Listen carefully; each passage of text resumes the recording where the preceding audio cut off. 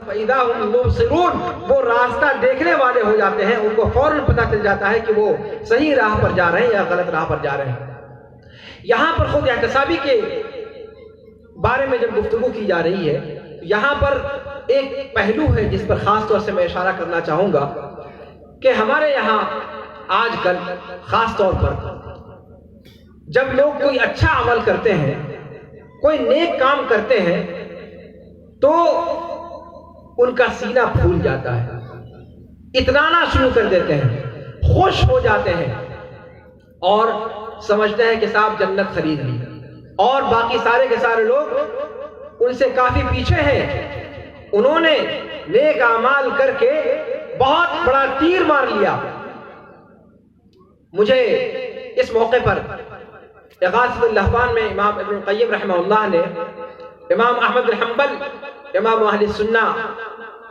رحمہ اللہ کے حوالے سے ایک واقعہ نقل کیا ہے کہ ایک عالم کے سامنے ایک شخص آیا اور اس نے کہا کہ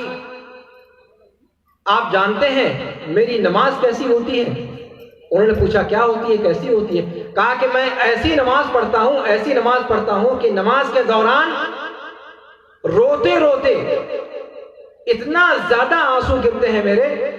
کہ ان آنسوؤں کے ذریعے سے پوری کھیتی اگ سکتی ہے چہرے کے اوپر۔ میرے آنسوؤں کی مقدار اتنی زیادہ ہوتی ہے عبادت کے وقت میں، نماز کے وقت میں، کہ ان آنسوؤں سے پوری ایک کھیتی تیار ہو سکتی ہے۔ امام احمد بن حنبل رحمہ اللہ فرماتے ہیں کہ اس عالم نے جب اس آدمی کی یہ بات سنی، آپ کو کیا لگتا ہے؟ انہوں نے داد شجاعت دی ہوگی، انہیں خوش ہو کر کے شاباشی دی ہوگی کہ بہت اچھی بات ہے، ماشاءاللہ بہت اچھا کام کر رہے ہیں آپ۔ انہوں نے کہا کہ نہیں جناب، آپ کا یہ رونا کسی کام کا نہیں ہے۔ اگر آپ نے ہنستے ہوئے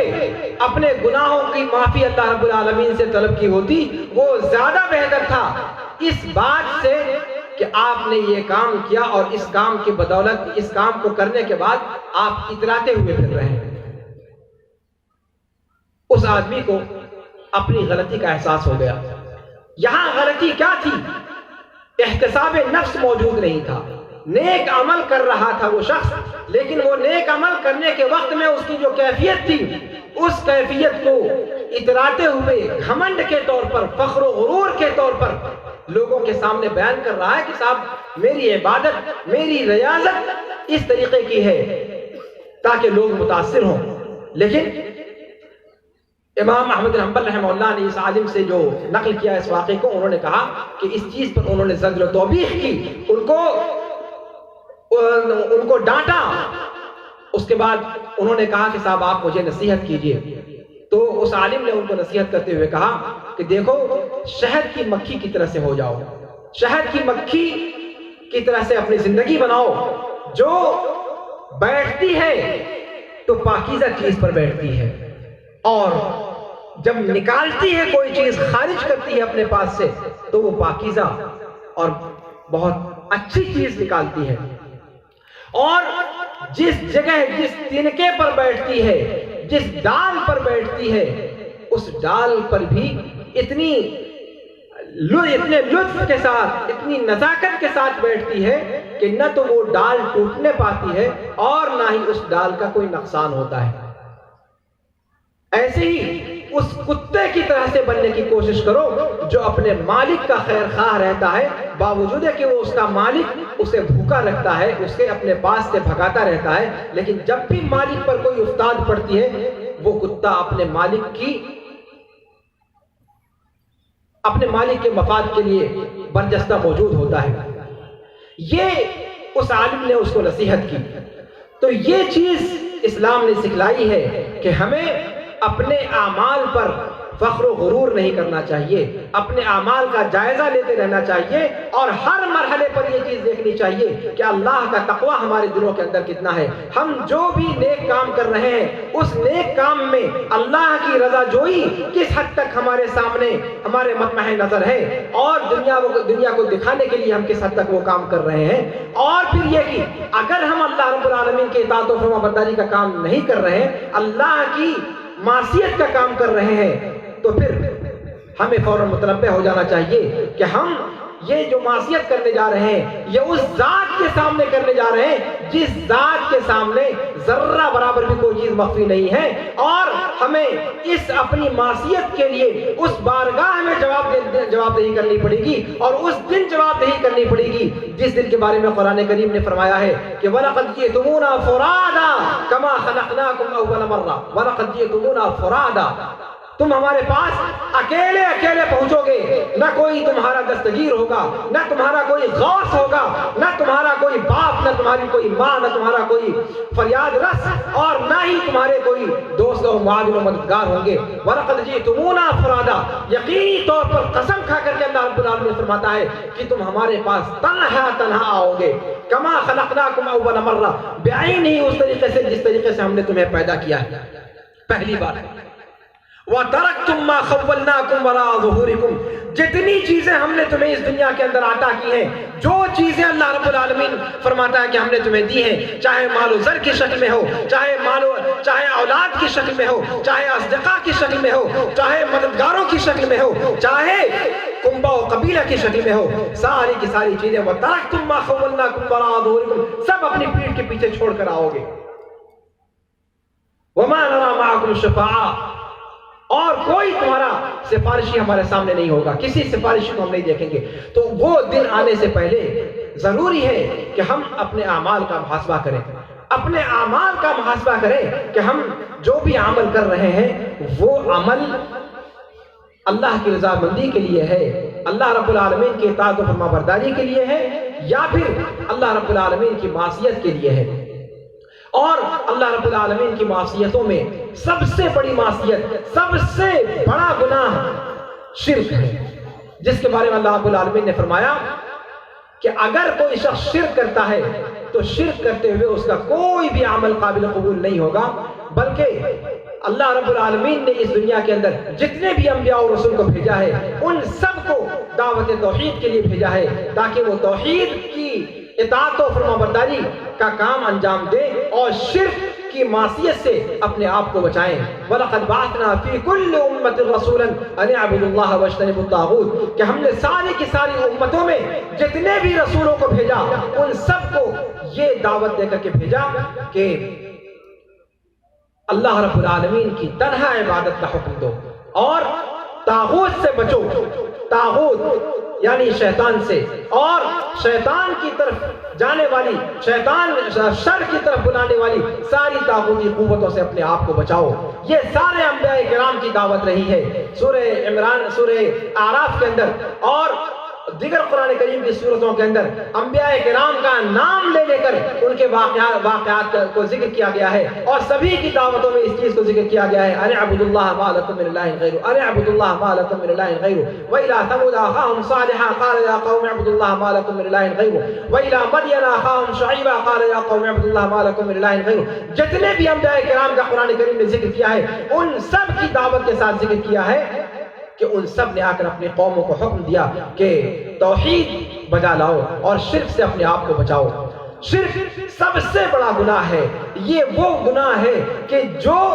اگر رسول پاک صلی اللہ علیہ وسلم سے بھی سرزد ہو گیا ہوتا، جو خاتم النبیین ہیں، جو خیر الانام ہے، اصلاح امت خیر الانام کا لقب کا عنوان اس کانفرنس کو دیا گیا ہے، اس جلسے کو دیا گیا ہے۔ خیر الانام اللہ کے رسول جناب محمد رسول اللہ صلی اللہ علیہ وسلم ہیں، جن کے اگلے اور پچھلے سارے گناہوں کو اللہ رب العالمین نے معاف کر رکھا ہے۔ اس کے باوجود اللہ رب العالمین نے فرمایا کہ لَإِنْ أَشْرَكْتَ لَيَحْبَطَنَّ عَمَلُكَ وَلَتَكُونَنَّ مِنَ الْخَاسِرِينَ، کہ اگر آپ کی ذاتی بابرکات سے بھی شرک کا کوئی عمل سرزد ہو گیا ہوتا۔ دیکھیے غور کرنے کی چیز یہ ہے کہ اللہ رب العالمین نے یہ نہیں کہا کہ اگر تم مشرک ہو جاتے نعوذ باللہ، لئن اشرکتا، شرک کا کوئی معمولی سا عمل بھی سرزد ہو گیا ہوتا، لیحبطن عملک، اللہ رب العالمین آپ کے سارے دیگر نیک اعمال کو اکارت کر دیتا، برباد کر دیتا، اور آپ گھاٹا اٹھانے والوں میں سے ہو جاتے ہیں۔ اس کا مطلب یہ ہوا کہ شرک یہ انتہائی خطرناک جرثومہ ہے، اتنا ہی انتہائی خطرناک وائرس ہے، اور یہ کبھی نہیں سمجھنا چاہیے کہ ہم اگر مسلمان ہیں، عبداللہ، عبد الرحمن اور محمد اور خالد ہمارا نام ہے، تو ہم سے شرک کا صدور نہیں ہو سکتا، حاشا وکلا۔ اگر ایسا ہوتا تو اللہ رب العالمین انبیاء کرام کا ذکر کرتے ہوئے نہ کہتا وَلَوْ أَشْرَكُوا لَحَبِطَ عَنْهُمْ مَا كَانُوا يَعْمَلُونَ، اگر انہوں نے بھی شرک کا ارتکاب کیا ہوتا تو اللہ رب العالمین ان کے اعمال کو برباد کر دیتا۔ نبی مکرم صلی اللہ علیہ وسلم کو خطاب کرتے ہوئے یہ بات نہ کہی جاتی۔ میرے بھائیوں، میرے بزرگوں اور میری ماں اور بہنوں، شرک کا معاملہ انتہائی خطرناک ہے۔ یہ وائرس کس طریقے سے ایک موحد کی زندگی میں آتا ہے، انسان کو اس کا شعور و ادراک بھی نہیں ہوتا ہے۔ میں بڑے درد اور دکھ کے ساتھ یہاں پر کہنا چاہوں گا کہ ہمارے اہل حدیث معاشرے کے اندر بھی شرک کے مظاہر مختلف شکلوں میں گھر کرتے چلے جا رہے ہیں۔ ہمارے یہاں اگر کوئی نظر بد کا واقعہ ہوتا ہے، کوئی عاصمی واقعہ ہوتا ہے، کسی جنات کو لگنے کا واقعہ ہوتا ہے، اس قسم کے واقعات ہوتے ہیں، اس میں کوئی شک نہیں کہ یہ واقعات ہو سکتے ہیں، اس کا انکار نہیں کیا جا سکتا۔ قرآن کریم کے اندر بھی اس کا ذکر ہے، اور سلف کے واقعات میں بھی اس کا تذکرہ ملتا ہے، یہ چیز ممکن ہے۔ لیکن یہ ایسا دروازہ ہے کہ اس دروازے سے سب سے زیادہ ان موحدین کی جماعتوں کے اندر شرک کے مظاہر آتے چلے جا رہے ہیں۔ جھاڑ پھونک کے نام پر جو ایک شرعی وسیلہ ہے شفا یابی کا، جس طریقے سے اللہ رب العالمین نے دعا کا حکم دیا ہے، دوا کا حکم دیا ہے، اسی طریقے سے جھاڑ پھونک بھی، رقیہ بھی ایک شرعی چیز ہے۔ لیکن آج ہمارے معاشرے کے اندر اس کو ایک کسب معاش کا وسیلہ بنا لیا گیا ہے، کسب معاش کا وسیلہ بنا لیا گیا ہے، اور اتنے واقعات سننے میں آ رہے ہیں، اتنے واقعات سننے میں آ رہے ہیں کہ یقین نہیں آتا کہ یہ جماعت اہل حدیث کے ماننے والے، جماعت اہل حدیث کے افراد ہیں۔ نعوذ باللہ، وہ عورتیں جن کے ہاتھ کو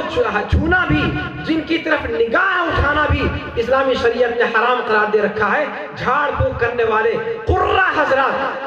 اور تعجب ہوتا ہے کہ جماعت اہل حدیث کی طرف انتساب کرنے والے، جماعت اہل حدیث کے اداروں کی طرف منتسب افراد اس قسم کے کاموں کو کرتے ہیں۔ نعوذ باللہ، نعوذ باللہ ثم نعوذ باللہ۔ کس طریقے سے، کس شریعت نے ان کو اجازت دی کہ غیر محرم عورتوں کے سامنے جا کر اور جھاڑ پھونک کے نام پر، چاہے وہ قرآن کریم کی آیات سے ہو، چاہے وہ قرآن کریم کی سورتوں کے نام پر ہو، چاہے وہ شرعی اذکار و وظائف کے نام پر ہو، کس شریعت نے اجازت دی کہ وہ عورتوں کا ہاتھ پکڑیں، عورتوں کے پیٹ پر ہاتھ پھیریں، عورتوں کے ساتھ خلوت محرمہ کریں؟ نعوذ باللہ ثم نعوذ باللہ۔ یہ مظاہر موجود ہیں، اتنے واقعات سننے میں آئے ہیں، اتنے واقعات سننے میں آئے ہیں کہ اللہ رب العالمین، بس الامان والحفیظ، اللہ رب العالمین سے میں یہی دعا کرتا ہوں کہ اللہ رب العالمین ہمارے جماعت کے اندر یہ شعور پیدا فرمائے کہ توحید کی دعوت اتنی آسان دعوت نہیں ہے، یہ صرف دعوے کا نام نہیں ہے، یہ اپنے عمل سے پیش کرنے کا نام ہے۔ اگر صرف دعویٰ کا معاملہ ہوتا تو نوح علیہ السلام کا بیٹا بھی دعویٰ کر سکتا تھا، اگر صرف دعوے کا معاملہ ہوتا تو نوح علیہ السلام کی بیوی بھی دعویٰ کر سکتی تھی، اگر صرف دعوے کا معاملہ ہوتا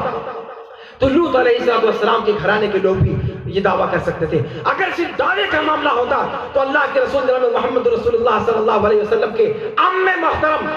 ابو طالب نے کیا قصور کیا تھا، جنہوں نے اپنی پوری زندگی جب تک حیات رہے اللہ کے رسول صلی اللہ علیہ وسلم کی پورے طور پر پاسداری کی، ان کا تحفظ کیا، اور اسلام کی بقا میں، اسلام کی نشر و اشاعت میں اپنا پورا یوگدان دیا، اپنا پورا کردار ادا کیا۔ لیکن میرے بھائیوں، میرے بزرگوں، اسلام دعوے کا نام نہیں ہے، اس لیے صرف اہل حدیث اپنے آپ کو کہنے سے ہم اہل حدیث نہیں ہو سکتے. ہم صرف اپنا نام محمد الخالد رکھنے سے اہل توحید کے صفوں میں اپنا شمار نہیں کرا سکتے. اللہ رب العالمین کو ہم دھوکہ نہیں دے سکتے. جس اللہ رب العالمین کے لیے کہ یہاں ہمیں تنہا قیامت کے دن پہنچنا ہے. اس لیے اپنے گھرانوں کی حفاظت کریں, اپنی مستورات کی حفاظت کریں. اس قسم کے واقعات جو بکثرت ہو رہے ہیں اور ہمارے بعض جھاڑ پھونک کرنے والے لوگوں کی کمائی کا ذریعہ بنے ہوئے ہیں. ایک ایک جھاڑ پھونک پر ہزاروں ہزار کی کمائیاں ہو رہی ہیں, نعوذ باللہ. اور صرف اس وجہ سے کہ کوئی شخص جماعت اہل حدیث کا عالم ہے, کوئی شخص کسی جماعت اہل حدیث کے ادارے سے وابستہ شخص ہے, گویا اس کو سرٹیفکیٹ ملا ہوا ہے, وہ جس طریقے سے چاہے اس کو کیش کرے, بلینک چیک ہے اس کے پاس, جس طریقے سے چاہے شریعت کے ساتھ کھلواڑ کرے. میرے بھائیوں, شریعت کسی کے باپ کی جاگیر نہیں ہے, شریعت کسی کے باپ کی جاگیر نہیں ہے. شریعت وہ ہے جو کتاب و سنت کی شکل میں ہمارے سامنے موجود ہے. شریعت وہ ہے جو اسلاف کرام کے نمونے واقعات کی شکل میں ہمارے سامنے موجود ہے. رقیہ جائز ہے, ضرور جائز ہے, لیکن رقیہ کرنے کا طریقہ یہ ہے کہ انسان اپنی ذات پر, خود اپنے نفس پر خود پڑھ کر کے پھونکے. اللہ کے رسول صلی اللہ علیہ وسلم نے جو اذکار و ادعیہ سکھلائے ہیں ان اذکار و ادعیہ کو پڑھے. اگر کچھ نہیں آتا صرف سورہ فاتحہ کی تلاوت کرے اور سورہ فاتحہ کی تلاوت کر کے وہ اپنے اوپر جھاڑ پھونک کرے. اللہ کی قسم, اگر پختہ یقین کے ساتھ کوئی شخص صرف سورہ فاتحہ پڑھ کر اپنے جسم پر پھونک لیتا ہے, اللہ کی قسم اس کی ساری بیماریاں دور ہو جائیں گی. جب سورہ بابا آپ اللہ کے رسول صلی اللہ علیہ وسلم کے زمانے میں وہ صحابہ کرام کا واقعہ آپ کے سامنے ہوگا, جب صحابہ کرام کی ایک جماعت کہیں گئی ہوئی تھی اور جہاں پر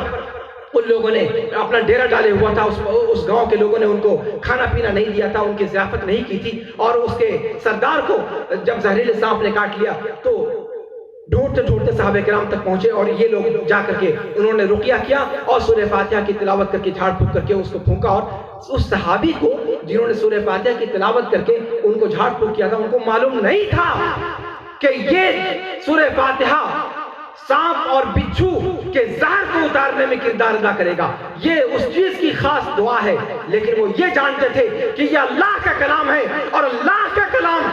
حق ہے. اللہ رب العالمین نے قرآن کریم کو جگہ بجگہ شفا کہا ہے, اور یہ شفا صرف روحانی شفا نہیں ہے بلکہ وہ جسمانی شفا بھی ہے. تعجب یہ ہے کہ اس قرآن کریم کو آج ہم نے اپنے طاقوں کی زینت بنا لیا ہے, جزدانوں میں لپیٹ کر اس کو رکھ دیا ہے. نہ تو اس کو پڑھنے کی زحمت گوارا کرتے ہیں, نہ اس کو سمجھنے کی زحمت گوارا کرتے ہیں. اس صحابی نے اس قرآن کریم کی عظمت کو سمجھا تھا اور انہوں نے سورہ فاتحہ کی تلاوت کر کے پھونکا اور ان کو آرام ہو گیا. اس کے بعد پھر انہوں نے وہاں سے انعام لیا اور اللہ کے رسول صلی اللہ علیہ وسلم کے پاس گئے. اللہ کے رسول صلی اللہ علیہ وسلم نے پوچھا بھی کہ تمہیں کس چیز نے بتلایا کہ یہ رقیہ ہے. میرے بھائیوں, میں کہنا یہ چاہتا ہوں کہ رقیہ کا طریقہ یہ ہے کہ انسان, ہم اور آپ مسلمان ہیں, ہم میں سے ہر شخص کو قرآن کریم یاد ہے یا قرآن کریم کی کچھ صورتیں یاد ہیں, کچھ دعائیں یاد ہیں, اور اگر نہیں یاد ہیں تو کیوں نہیں یاد ہے؟ ہمارے ہر بچے کو یہ ضروری دعائیں یاد ہونی چاہیے, قرآن کریم کی صورتیں یاد ہونی چاہیے, اور